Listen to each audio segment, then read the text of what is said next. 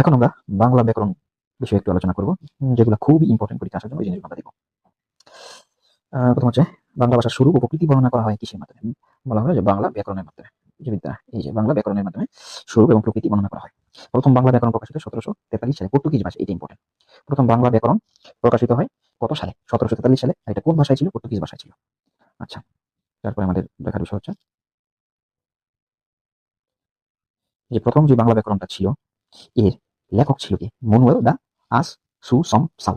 এই যে একজন পর্তুগিজ লেখক মনুয়েল দা আস সু সাউ। তার বাংলা পর্তুগিজ অভিধানের ভূমিকা হিসেবে তিনি এটি রচনা করেন। বাংলা পর্তুগিজ অভিধানের ভূমিকা হিসেবে এটি রচনা করেন। এরপর 1778 সালে প্রকাশিত হয় নাথানিয়েল ব্রাসি হ্যালহেড প্রণীত ইংরেজি ভাষায় রচিত পূর্ণাঙ্গ একটা বাংলা ব্যাকরণ। এখানে বলা হয়েছে পূর্ণাঙ্গ একটা বাংলা ব্যাকরণ। পূর্ণাঙ্গ বাংলা ব্যাকরণের ক্ষেত্রে নাথানিয়েল ব্রাসি হ্যালহেড ইম্পর্টেন্ট। হ্যাঁ, আর যদি বলে নাথানিয়েল ব্রাসি হ্যালহেড লিখিত বই নাম, এটা ছিল grammar of the Bengali language. Grammar of the Bengali language. হুম, আচ্ছা, এই grammar of the Bengali language. আচ্ছা, আমরা এখন grammar of the Bengali language ছিল তার বইয়ের নাম। 1801 সালে উইলিয়াম কেরি, 1826 সালে রামমোহন রায়, ইংরেজি ভাষায় দুইটা উল্লেখযোগ্য বাংলা ব্যাকরণ। 1833 সালে প্রকাশিত রামমোহন রায়ের গৌড়ীয় ব্যাকরণ, এটা ইম্পর্টেন্ট। বাংলা ভাষায় রচিত প্রথম বাংলা ব্যাকরণ। এই যে এখানে দুইটা জিনিস খুব ইম্পর্টেন্ট। একটা মাঝে মাঝে বলবে বাংলা ভাষায়, ভাষায় অন্তস্থ ভাষায়, আবার কখনো বলবে ভাষার।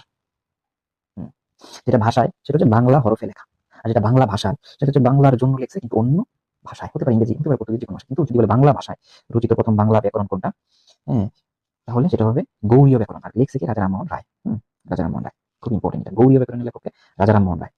1833 সালে গৌড়ীয় ব্যাকরণ, আর এটা বাংলা ভাষায় রচিত প্রথম বাংলা ব্যাকরণ। আচ্ছা, তারপরে আমাদের দেখা বিষয় ব্যাকরণের আলোচ্য বিষয়। ভাষা হলো বাক্যের সমষ্টি।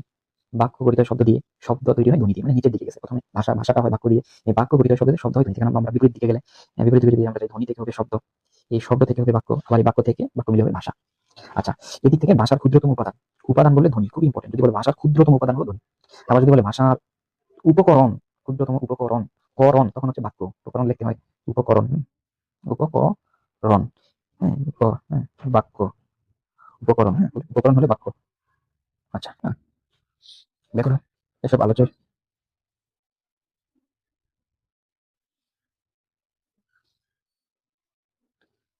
ধ্বনিতত্ত্ব,